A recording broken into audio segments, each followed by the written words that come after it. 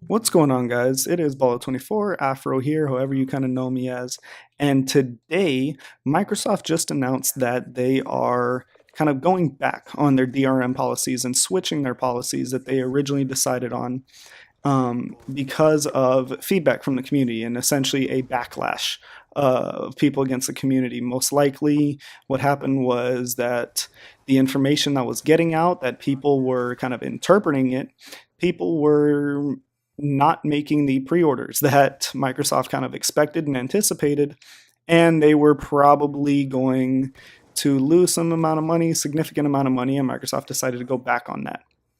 And the kind of knee jerk reaction that the community has and that most people would have to Microsoft switching their policies is, yeah, this is a great thing. This is a good idea that Microsoft is going back on all these negative things that people have had complained about. The fact that it requires a check-in every 24 hours, the fact that it always needs to be connected to the internet, all of these issues that people kind of had, that you couldn't sell used games or you could only sell it like a certain number of times.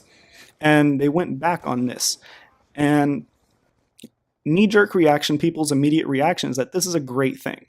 And I'm here to tell you guys and basically try to explain as best as I can that this honestly is a bad thing, that Microsoft is going back on these ideas, that Microsoft is changing and going to the model that the PlayStation 4 is using, which is essentially just the same model that we currently have now. Under the model that they are now changing to, there's no mandatory check-in to play online, or there's no mandatory check-in to play games, period, whether you're playing online or offline. There's no limitations to how many people you can share your game with or trade your game with. And it's basically opening up this entire kind of doubts and questions that people had to basically what we have now and the system that we have now. And again, that's a bad thing, guys. I'm just going to kind of go through a couple points.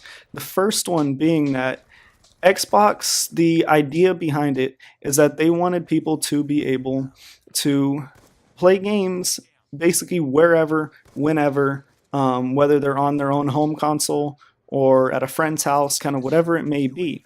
And the idea behind allowing the sharing of games and allowing people to really like combine their libraries of games to share across each other makes sense, because what it essentially does is says that even if you don't have the disc for a game, your friend can add you to their quote family list, which is not need to be family. It can simply be just a list of 10 people that you designate that have access to your library.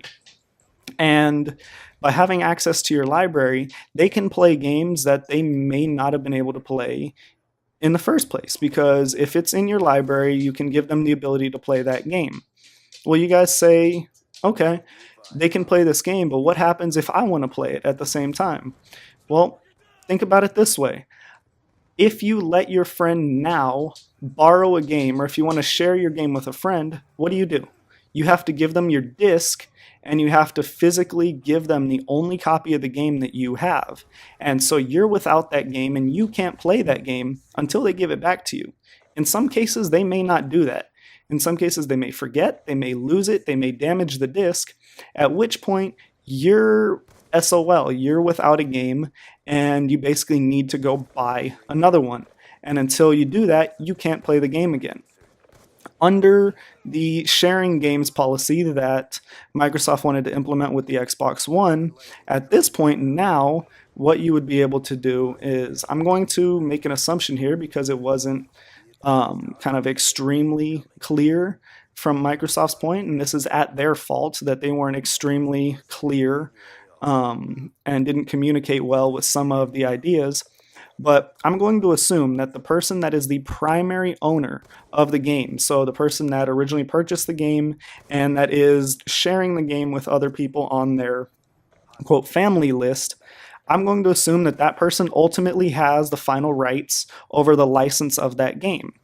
And because they're the person that has ultimately has those rights, because they're the person that ultimately has that say, I'm going to make the assumption that basically if they wanted to play on their own console, on their home console where that game was activated, where that game was originally kind of purchased and set up, I'm going to assume that the person that owns it is going to have final say over when people can use it. As in, if the owner of that game wants to play it, they're most likely going to have ultimate control and kind of boot anyone else that's playing the game at that time, which makes sense. It's logical, and it is a truly kind of step forward. It's a good idea. The whole concept is that we are trying to get away from disc based games and that we're trying to move into a more digital based game world, which would be advancing what consoles can do. By going back on these policies, you're basically just turning the Xbox One and the PS4 into the PS3 version 2 and the Xbox 360 version 2, because it's not making any significant advancements at this point beyond graphics. There's no ability to stream games, there's no ability to kind of have these capabilities that a next gen console should have, because we're still going to be limited to simply disc based games at this point, because of Microsoft retracting their DRM policies and going back on those policies. The next kind of big thing that goes with that is that people want to complain and have issues with the mandatory 24-hour check-in. For one, the check-in doesn't mean that it needs to be online 100% of the time. The check-in was simply a couple bytes of data when you sign on, when you turn on a game, sent to Microsoft saying like, okay, this account right now is the one that's playing this game. So in the instance of someone sharing a library, it would mean that you're sending that data that, okay, at this time, this account is the one playing the game. And that way, basically what that prevents is the possibility of someone sharing a game with their friend, say for example, a single player game, and abusing that sharing system. The way that they would abuse that sharing system is if they share it with their friend and their friend accesses it from the library and they access it and then they both go offline, well then they're both able to play that game at the same time, which is cheating out the developer. It's cheating out the publisher, because now you're basically saying that it's potential that one person could be purchasing a copy of a game and 10 other people could be playing it at the same time if there was not this check-in that basically said, okay, we have one person playing the account right now, or playing on the game. So that's a way to protect developers, a way to help developers, so that way they don't get cheated out of potential profits, potential income from these games, from the purchases of these games. So that policy in itself, while it seems controversial, it seems like it does cause issues, and I know it especially targets like soldiers deployed overseas and things like that, where they may not always have that access.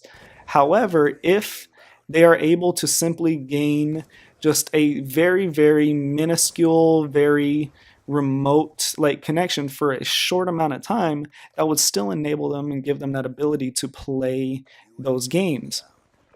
And that again is a huge deal, because it all ties into getting away from disc-based games. Again, the whole goal of, like, at least from the way that I've interpreted it, the way that I've kind of perceived it, the whole goal of Microsoft during with all the next gen and the Xbox One consoles was to escape disc-based games, because that's tying us into the last generation, the generation that we're on right now. And in order to move to the next generation, we need to make advancements. And the next advancement was going as digital as possible.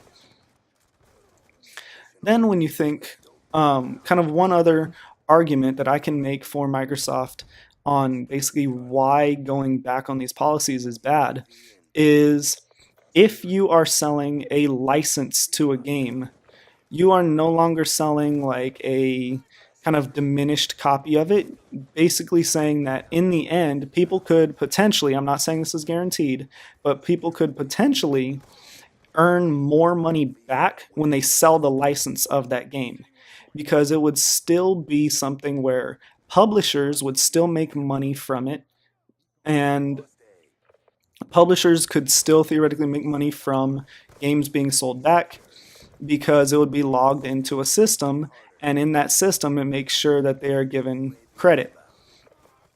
So again, guys, I kind of ran out of time. There were a lot more things I wanted to talk about. I may do a part 2 to this if you guys want. um, I hope I did a good job of explaining it. I feel like I tried to talk about as much as I could about these policies, but kind of let me know. Let me know what your thoughts on this are. You could agree with me, you could completely disagree with me and say I'm an absolute idiot. But that's up to you. Just kind of let me know. I really think this is a good one. But thanks, like always, for watching, guys. Hope you enjoyed. See ya.